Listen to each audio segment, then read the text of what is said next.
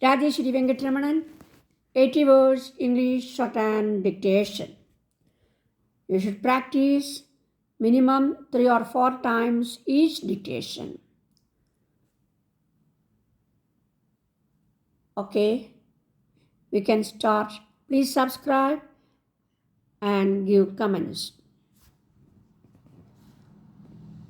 Mr. Chancellor, Mr. Vice Chancellor, distinguished guests and dear students, I deem it a great honor to be asked to address this august body today on the occasion of the 10th convocation of this university.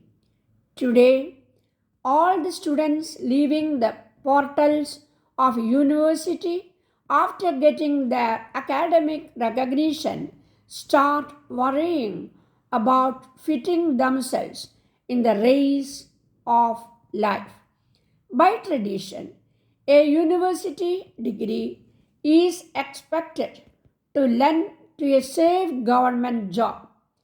If this tradition has any value, our universities should have to restrict their admissions to what can be absorbed in this foreseeable future by the government in their organizations. But may I submit to you that this tradition has no relevance in the field of agriculture. Agriculture is the way of life for 70% of our rural population, and it is also the base of our economy as it gives nearly half the gross national product at present and also supports an important part of our exports which earn the foreign exchange necessary for the industrialization of the country. In the foreseeable future, agriculture has to find a living for policy in the budget for the coming year. One of the members said that the separation between general finance and railway finance should be completed. I have given reason in my budget speech me to why it is not advisable or desirable to attempt at such a separation now or for several years to come. Let me remind the House of the fact that if in a particularly unfavorable year for general finance as the present one, the railways do give support to general finance, it is not altogether impossible that in some year in the future we may have to rely on general finance also.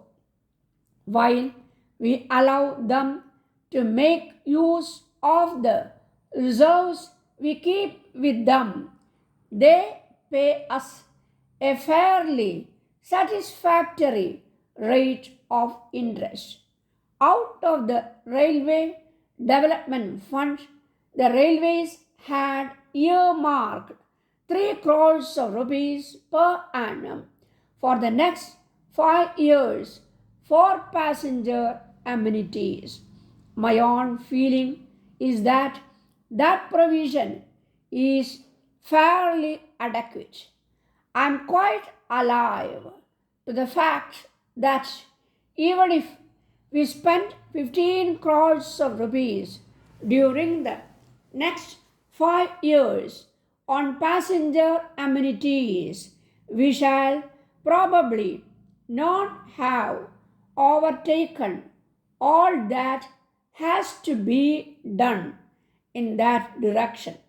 But I have to decide on the amount with due regard to the prospect of the money being spent usefully. I have gathered the impression that the House is generally in favor of regrouping of the different railway units, the idea being to reduce their number and to prove sizable units in which administrative organization could be efficiently organized and worked. That is really what the railways are attempting to do.